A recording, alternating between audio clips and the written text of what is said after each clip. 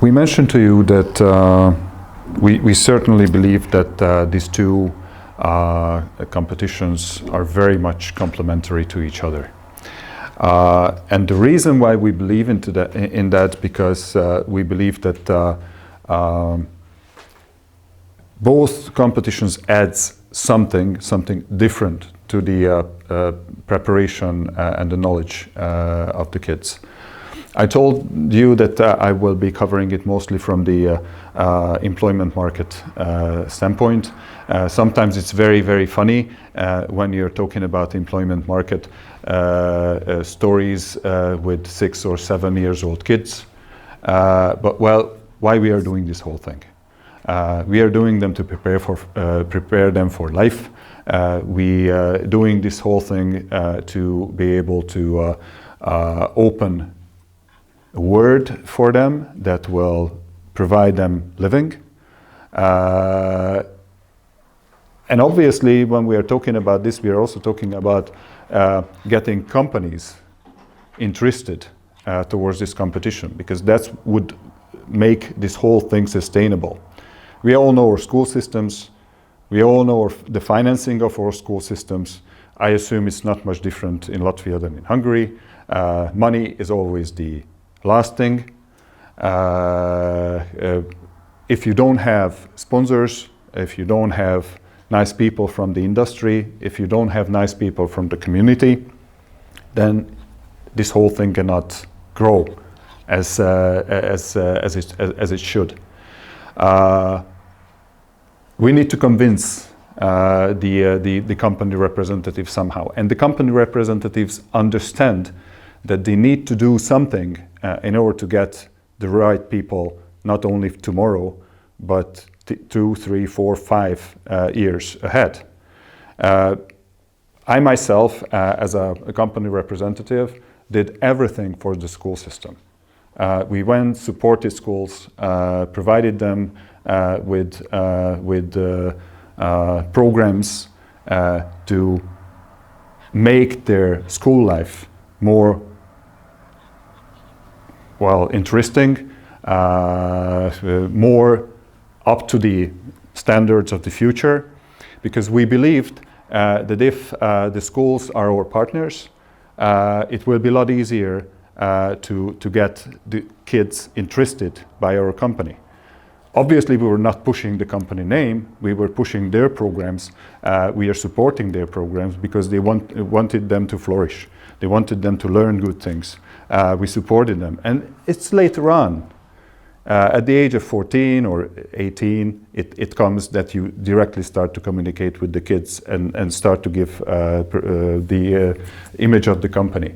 So we believed in this long run building. And why I'm saying this?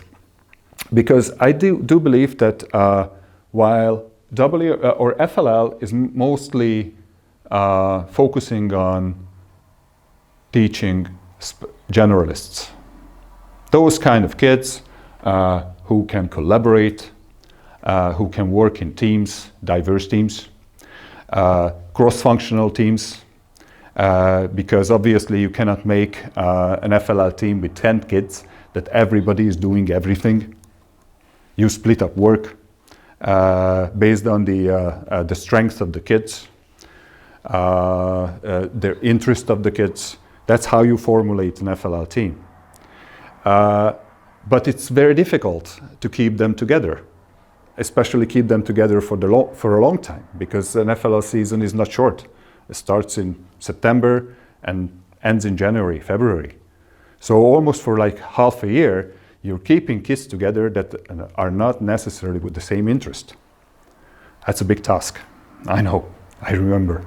And it's very, very difficult for the kids as well, that they are going to the same afternoon session with kids that they don't necessarily understand each other, because one loves to build the robots, one loves to program.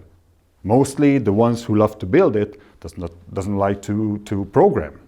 And especially we have the ones who like to speak, who like to present, who have innovative ideas. And these three types are usually not necessarily talking to each other, or it's very difficult to keep them together. But that's a very good teaching point in FLL, and that's why I like it very much, because you have to find a way in order to perform well to match these kids. Here in the WRO, we are mostly training specialists. Those kind of kids that can get out from this aspect of the must of cooperating with others that I don't understand, and you can focus on the thing that you love. You can focus on programming in building, or you can focus on, just spread out your innovation ideas and just build projects and talk about projects and go to the fellow schoolmates and being enthusiastic about showing them that what you have done and what you have figured out. Also, I think it's very important from the difference between the age group and the age span here and the team size. Attila already mentioned the team size, that it's a very good thing that in one hand, especially when you need to make the collaboration in the forefront of teaching, you have bigger teams because that helps the collaboration aspect to teach. Here you have the smaller size, but that gives the opportunity to split and put together. You don't know that which is the good entry point. There might be kids, get acquainted with FLL first, and then you say that, okay, now you can focus on your strengths and do a focused activity with WRO. But it might be that you catch it and incorporate a kid from the WRO side, because he said that I don't want to be in FLL. I've seen these kids. I don't want to be in FLL because I don't want to deal with the things I don't like. You can catch those guys in WRO, and once they are in WRO and they are seeing their colleagues, doing something, they might be open, or you can open them up to get included in an FLL team. I told you about the different age groups here in RoboMission and in Future Innovators. You can help the kids, those who don't like to be among older guys or older kids, to be there with the same age group kids and just concentrate on that. And you can calm them that you don't have to worry about. I've seen 9-10-year-old kids in a team coming to a competition in FLL, and I saw them that when they saw the big guys there, they said, what am I doing here? No, you don't have that pressure because you actually can tell them that don't worry, you will compete against your age group. That can give a relief. Obviously, there is a very big teaching point here again in FLL when you have mixed age group teams. So when within the team you can have the learning and mentoring happen. When you have more experienced kids in the FLL team, 1 or 2 having competition experience 3-4 years, and then you include youngs, include first-timers to these teams. Very nice learning can happen. Very nice cohesion can happen in those teams. Here, obviously, because of the age group separation, you don't have that within the team. But if you're setting up your group in the school wisely, then you can make the older age group teams teaching the young ones, showing them that what does it take to be effective and be successful. So when using this in a strategic way, the teaching can be very nicely supported by the different ages.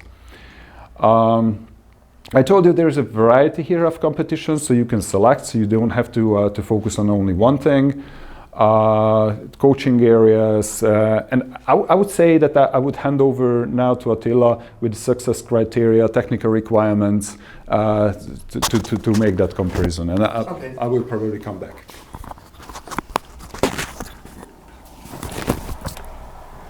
So,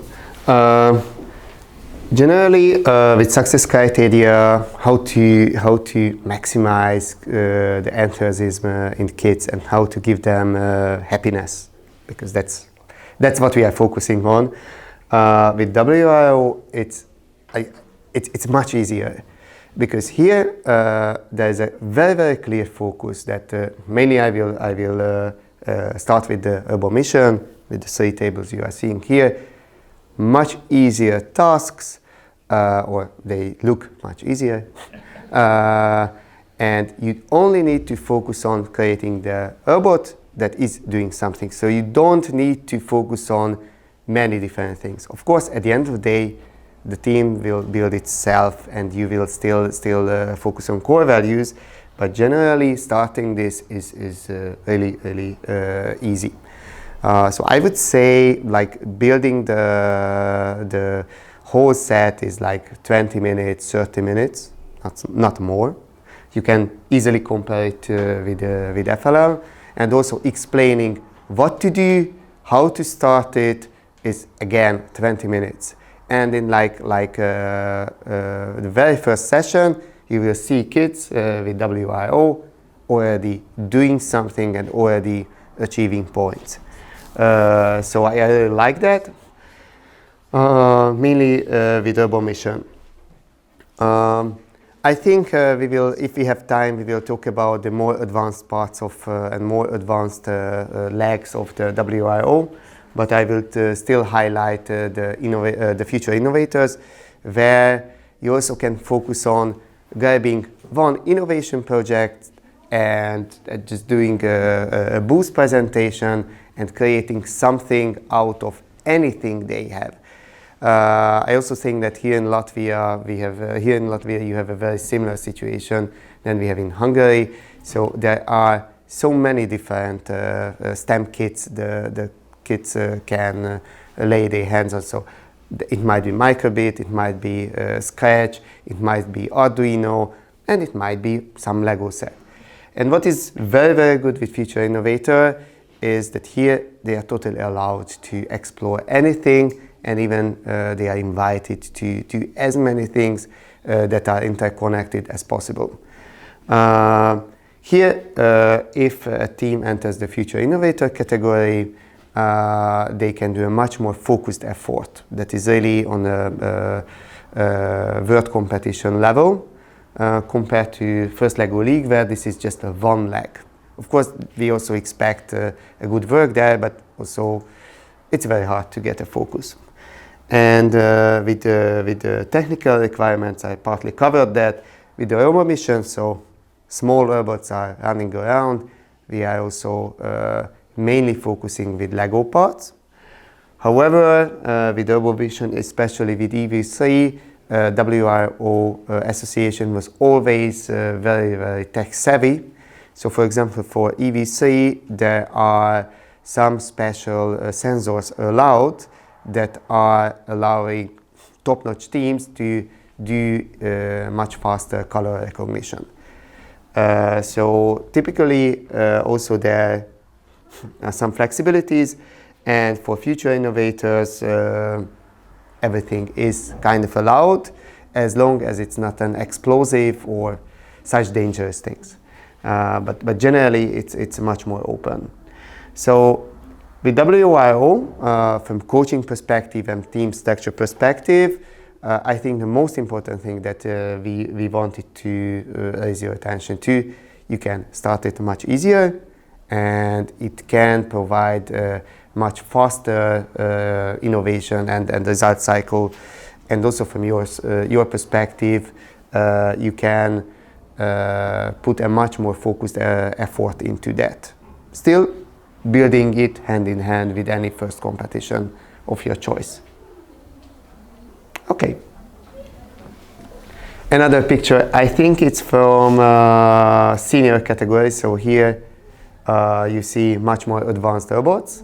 And if you are into EV3, this is the sensor I was talking about. So this is not the average color sensor, but they are typically very different from average first Lego League robots. They are very, very task-oriented, and I would say they are much closer to industrial robots because they have very, very focused direction of problem solving, and they must do it on a very reliable basis in a very fast pace. So typically in WRO robots, you don't see any nice decorations and all that stuff because kids do it in the first week, and the second week they take it off and say that, okay, let's focus on the actual tasks and make sure that we can solve 2 more points.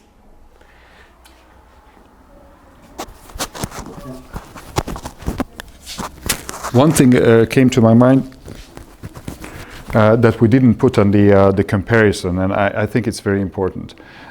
When doing FLL, we keep getting, it's so subjective, especially on the project part, the robot design part. We're always getting that, as a judge, we're always getting that kind of feedback that, well, it's not objective. If something is objective, WRO is objective. It's even more objective to the extreme that I like. Because, for example, we are not making a robot design award. We can, and we should. Because there are so exciting solutions sometimes that it should be awarded, even if the robot does not achieve a high point or the team doesn't come up on the top. So I think it would be very, very important to appreciate these kind of efforts because these robots are really designed for the purpose, designed for the task. And I think that's very important.